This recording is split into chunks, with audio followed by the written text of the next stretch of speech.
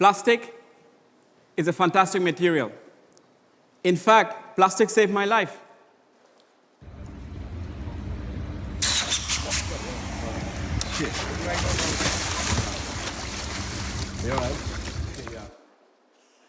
Not the best way to start an adventure, I'm sure you'd agree. Especially when I was getting the license for my bike, the boat, the water bike. But I was grabbing hold on to these plastic floats, as you can see here. And these plastic floats and my plastic buoyancy aid actually kept me safe.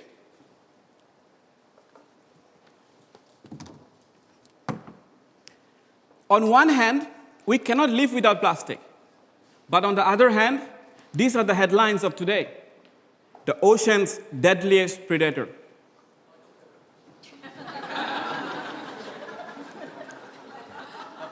Plastic is so light, so cheap, so convenient, and so moldable that this plastic ring can not only kill this duck, but can continue and kill many more ducks. Because once the body decomposes, the plastic ring is free to go for its next kill. And this is not an image from a remote island, but this is an image from Birmingham, right in the UK. On one hand, we hate plastic. We love plastic. Plastic can save lives, plastic can take lives. Let me share with you why plastic gets me up in the morning, apart from a plastic alarm clock. In a crazy moment, a few years ago, I signed up to join a race team to race a 70-foot yacht from London to Rio de Janeiro. It was a great incentive to learn how to swim. There I was, in the middle of the ocean, helming, with just a moon and a sky full of stars. And I could hear the dolphins, thousands of them, all around the boat, jumping around. And I could see the phosphorescence right behind me. During the daytime, the vastness of the ocean was striking. The sun would come out, and the blue water just stretched in front of you. Once in a while, a whale will come up, and then you get smacked on your face by a flying fish, just to remind you how far off from land you were. Ocean racing actually can take you to incredible places, to the most remote places, and it's really magical. So this was one of the lucky scenarios, actually, when one of our teammates could go and rescue these turtles stuck with fishing nets and plastic bottles. This was in the middle of the Atlantic Ocean. This was one of the lucky scenarios where we could go and rescue those turtles, but there are many more scenarios where it never had such a happy ending. Back in London, I picked up my road bike, and I put one float on the left, one float on the right. And I got a propeller and a rudder in the front, and I got the fishing nets behind. And I cycled the whole length of the River Thames, collecting plastic and raising awareness about plastic.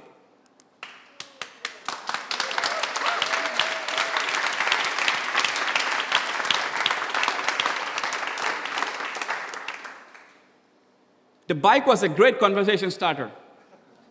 People were like, "What the hell are you doing?" They stopped, took a picture. You cannot escape cyclists, not even on the river.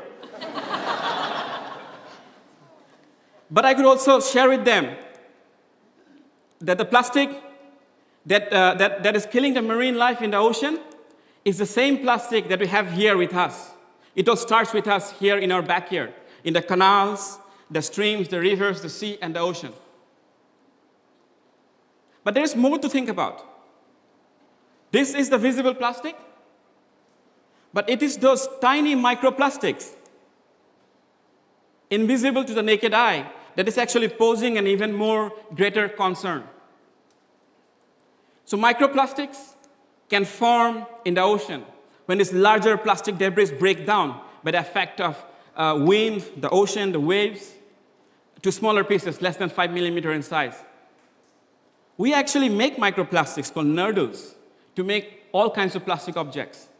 We also actually add microplastics to toothpaste, to shampoo, and other cosmetic products. And microplastics can also be released accidentally from just general wear and tear, from using our cars. The car tires can actually leak microscopic plastic fibers into the environment. Our washing machine can release up to 1 million microfibers on every wash. And from there, it goes to the wastewater system, from there to the river, from the river to the sea, from the sea to the ocean. It's a pretty simple journey, really. I was shocked to hear that the river with the highest amount of microplastics concentration is not in Asia or in Africa, but here in Manchester, the River Thames in the UK. A recent UN report has stated that there are around 51 trillion microplastics. That is 500 times the number of stars in our galaxy, littering our seas. So plastics now is everywhere. Scientists have found plastics in the water I drink, in the food, the fish, chicken, mussels, salt, honey we eat, and in the air we breathe. So these days, when I go to have my dinner, I wonder if I'm going to be eating the strands of someone else's underwear. I didn't believe this, but I didn't have the budget to hire those expensive lab equipment. So I went to Amazon and got my own microscope for 18 pounds. And this is what you will find: a tiny strand of someone else's underwear. But joking aside, this is a small microscopic plastic fiber or microfibers. It's very easy. You can see it for yourself. It's great fun, but let me warn you, it's very scary as well. And now you may be wondering now, right? Okay, so these are very tiny plastic pieces. My body is going to get rid of them anyway. Exactly. That is what I thought before. But that is why I'm here to share with you what I found. And I hope it will make you think. Firstly, when I was looking at plastics, I was just seeing one side of the picture. Plastic is actually made up of toxic chemicals on their own. BPA and phthalates are added to make the plastic stronger or to make it more flexible. And plastic can actually leak this or leach these chemicals in the environment. And secondly, these microplastics act like a magnet, and they attract all these toxic chemicals that it had actually leaked, and also other chemicals like pesticides in the environment, forming very, very dangerous cocktails of all kinds of chemicals. BPA and other phthalates are endocrine disruptors. That means they can go and interfere with the hormones, the chemical messengers that keep our body working properly.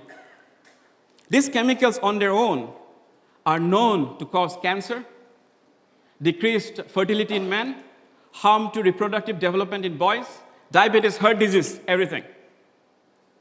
Fish exposed to these chemicals can develop intersex characteristics. To put it really boldly, the number of children born that do not know if they're a boy or a girl can be directly related to these chemicals. And you may be wondering, okay, how does it get to me then? So these microplastics, obviously very tiny. They are in the environment, and they're eaten by those small, tiny species of animals. The species that form the largest animal mass in the planet, the zooplanktons.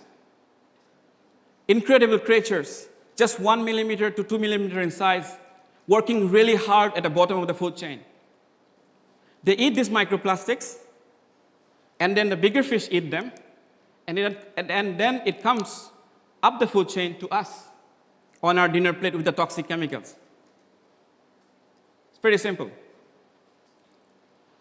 In this picture, you can see this strand of someone else's underwear, it's a microfiber, trying to trap these zooplanktons. And once they trap the zooplanktons, they become concentrated in one place, and the big fish will go and eat them, and it obviously comes up the food chain. The real impact of these microplastics combined with toxic chemicals on humans are not known yet. We need to do a lot of scientific study for that, which is happening right now. But scientists are already using bioplastics in smaller sizes, like micro and nano sizes, to deliver drugs into our body. So once this plastics delivers the drug into our body, the plastic capsule decomposes because they're bioplastics, and the body gets rid of it without causing any harm.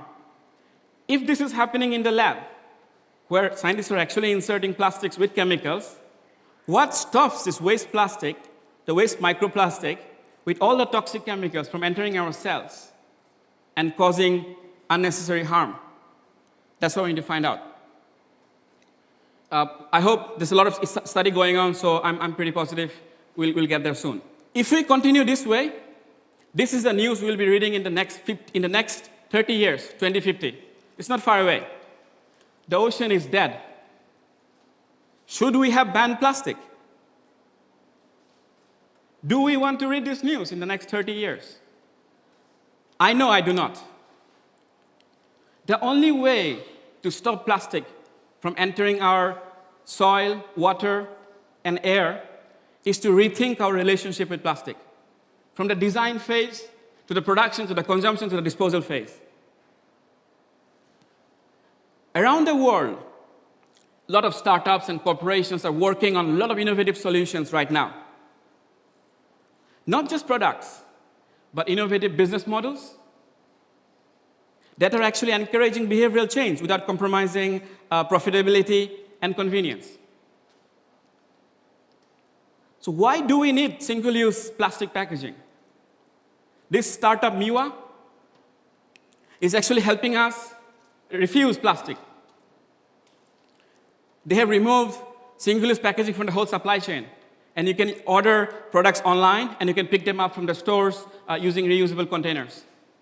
Cup Club is Uber for cups and other packaging. Why do you want to own a cup when you can rent it and reuse it? And the next one is very interesting. I'm very excited about this. Like most of the accidental scientific discoveries, scientists have actually enhanced an enzyme called PETase that can actually go and decompose plastic in a matter of days, not hundreds of years that it naturally needs. This can actually revolutionize recycling. I'm really excited about this. But this is still in the lab stage. Why does a water bottle need to look like a water bottle? Why? Oh, it's helping us refuse packaging by rethinking packaging. This bubble of water is actually made out of seaweed. It's completely edible. It's fantastic. These are just a few examples. But the whole market now is buzzing. It's buzzing with innovative ideas, solutions, and products. But they need our help. They need our help to generate the market demand and to help them scale up so that they can go and compete with these big and large corporations. We are already exercising the power as consumers, by turning off plastic straws, plastic bottles, plastic cutlery, and rethinking our purchasing habits. Let us also back these disruptive ideas up. Let us be an early adopter. Let us go and buy their products, give them feedback, recommend them to friends and family, because only then these products can become mainstream, and we will be able to stem this tide of plastic. The public opinion about plastic is really high right now, and we have to hit the iron when it is hot.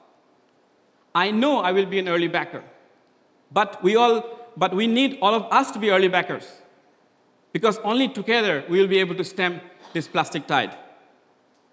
For ourselves, for our children, and for the planet. Let's do this. Thank you.